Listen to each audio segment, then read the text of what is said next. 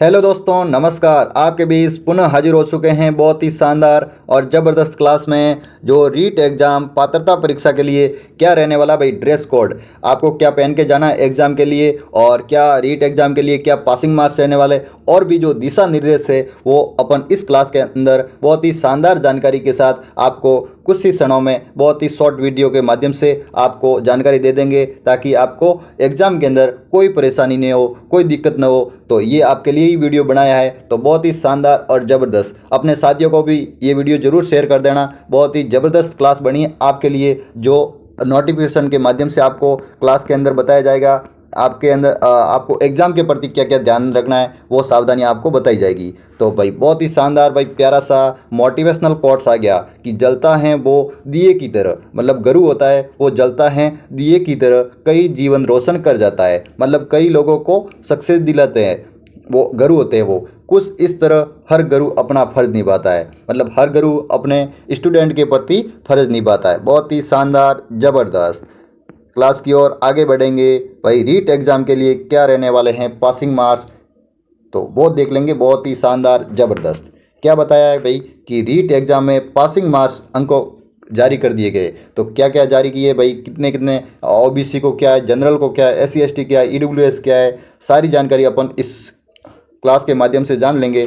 तो देखो, पहले बताया भाई कि रीट एग्जाम के लिए न्यूनतम अंक क्या है, उत्तीर्ण अंक क्या लाने हैं आपको भाई। उत्तीर्ण अंक आपको क्या लाने हैं भाई कि सामान्य सामान्य के लिए आपको क्या बताया भाई, न्यूनतम उत्तीर्ण अंकों की संख्या कितनी है कि जो नॉन टीएसपी और टीएसपी के लिए 60-60 नंबर लाने होंगे। 60-60 जो ये परसेंट के अनुसार बताया भाई कि 60% भाई लाने होंगे नॉन टीएसपी और टीएसपी के लिए। और एसटी के लिए कितने लाने होंगे, एसटी के लिए भाई 55 लाने होंगे। कितने, 55 लाने होंगे भाई, 55। और टीएसपी एरिया के लिए 36 नंबर लाने होंगे।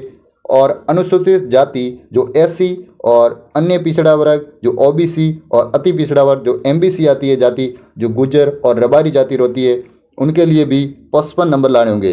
कितने नंबर, 55 नंबर लाने होंगे। और जो दिव्यांग और समस्त श्रेणी के जो विधवा और परित्यक्ता जो महिलाएं और भूतपूर्व सैनिक, उनके लिए भाई 50 नंबर है। कितने नंबर है, 50 नंबर है। और दिव्यांग और निःसशक्त जो श्रेणी के नियमानुसार रहने वाले समस्त व्यक्ति को 40 नंबर लानेंगे। और शेरिया जनजाति के व्यक्ति होते हैं उनको भाई 37 नंबर लाने होंगे भाई। शेरिया क्षेत्र के जो जनजाति रहती है उनके लिए, जो ये केलवाड़ा 12 के आसपास की जनजाति है जो राजस्थान के अंदर, इनको लगभग 37 नंबर लाकर वो उत्तीर्ण हो सकते हैं भाई क्लास अपने एग्ज़ाम के परी के अंदर। तो बहुत ही शानदार ज़बरदस्त आज के दिशा निर्देश की ओर आगे बढ़ेंगे। बहुत ही शानदार और ज़बरदस्त आपको अपने क्लास के माध्यम से बता देंगे क्या क्या पॉइंट रहने वाले जो एग्ज़ाम के प्रति आपको ये ध्यान में रखना है, ताकि आपको एग्ज़ाम में कोई भी प्रकार की भाई सावधानी रखनी है, जो मतलब असुविधा न हो। इसके लिए आपको ये क्लास बहुत ही ज़बरदस्त रहने वाली। भाई क्या बताया कि रीट परीक्षा से संबंधित माध्यमिक शिक्षा बोर्ड के लिए महत्वपूर्ण निर्देश क्या है भाई। तो परीक्षा शुरू होने से पहले 1 घंटे पहले गेट बंद कर दिया जाएगा। समय पर ही अपने परीक्षा केंद्र पर पहुँचे, मतलब आपको 1 घंटे पहले परीक्षा केंद्र पर पहुँच जाना है और वहाँ पर अपना रोल नंबर देख लेना है। और वहाँ पर 1 घंटा तो आपको इंतज़ार करना, और आपको बाद में एंट्री दे दी जाएगी। और उसके बाद आपका 1 घंटे के बाद आपका एग्ज़ाम जो स्टार्ट हो जाता है।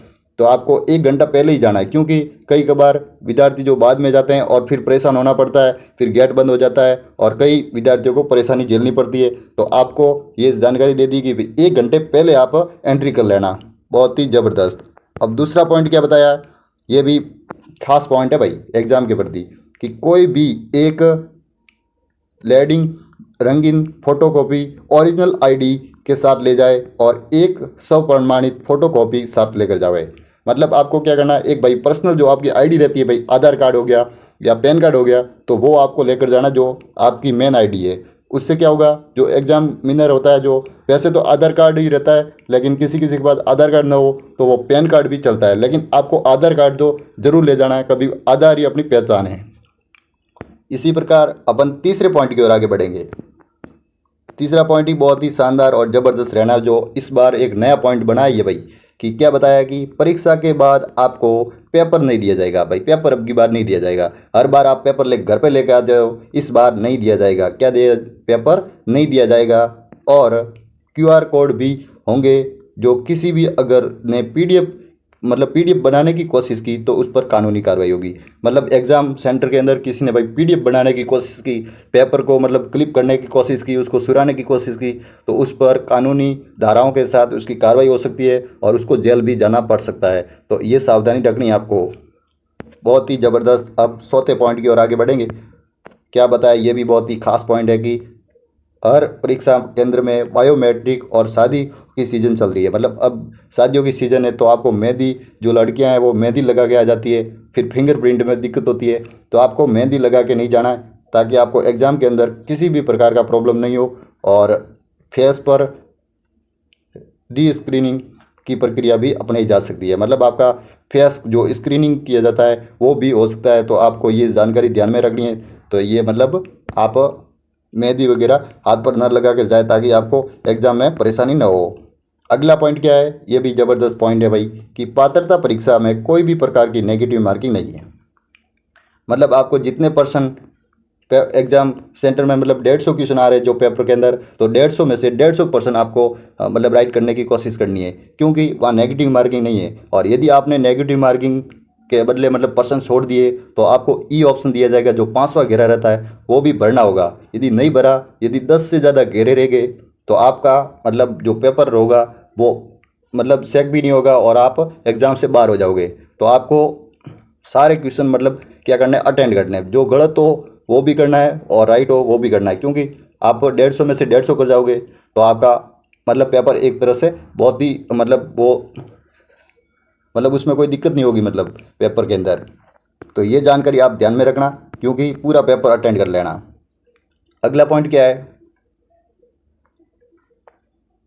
सबसे पहले आप प्रश्न हल करें और उसे अच्छे प्रकार से हल करें और 100% लेकर उसे शुरू करें। मतलब 100% अपना मन लगाकर वो प्रश्नों को हल करें और पूरी तरह से अच्छे से पूरा पेपर देख ले, और फिर उस प्रश्नों पर अपन विश्लेषण के साथ जो प्रश्न आपको आ रहे हैं उस प्रश्न को ही आप अच्छे से पहले कर ले और बाद में धीरे धीरे जो हार्ड क्वेश्चन है उनको बाद में करें, ताकि आपको मतलब दिमाग पर ज़्यादा प्रेशर न रहो। क्योंकि पहले जो आप हार्ड क्वेश्चन लेकर बैठ जाते हो तो फिर आप दिमाग धीरे धीरे थकने लग जाता है और फिर सरल क्वेश्चन भी अपने से गलत हो जाते हैं। तो आपको मतलब सरल क्वेश्चन पहले कर लेना है और हार्ड क्वेश्चन बाद में करना है। तो ये जानकारी ध्यान में रखनी है।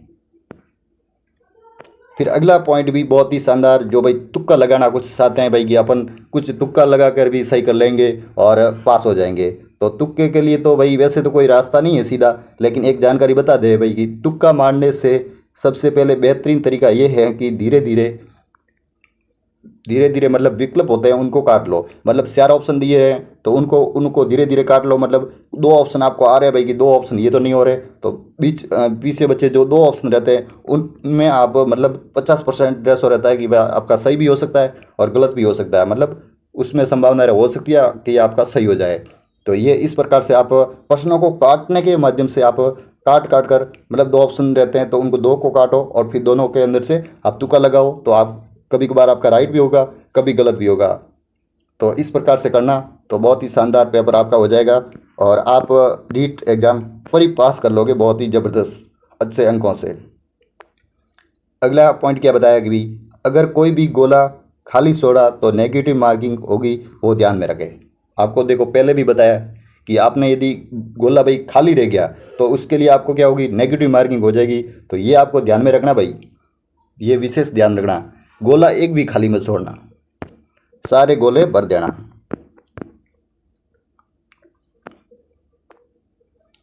परीक्षा की तैयारी की लंबी प्रक्रिया में निराश और हावी हो सकती है। ऐसे में भरोसा रखना है आवश्यक यह है कि अलभ्य कुछ भी नहीं है।